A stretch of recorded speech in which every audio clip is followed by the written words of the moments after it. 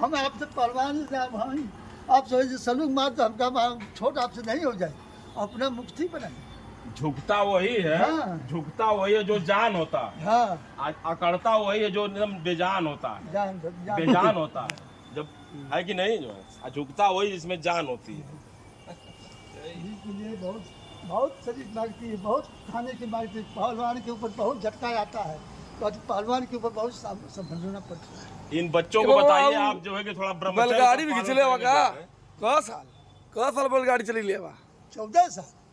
और कहाँ ले जाता बैलगाड़िया? अरे सटिया टीसर चीनी मिल में गन्ना ले गिरा उतली, ईटा ढोते लिए हैं, सिलमिट ढोते ले लिए आजमगढ़ से। अच्छा 50 बोरिया सिलमिट आज भवन बनना, सिल्लाद की 50 बोरिया सिलमिट ले सिधारी के टूर पर निकल जाते थे। कितनी उम्र रहो उसमें? अरे वो बेला में 40-45 के पेट पे रहते। अच्छा अब का भाई ना कुल बैल बैल अरे बैला अब गई ना भाई मोदी जोगी की राज में कुछ जमन में बदल गए,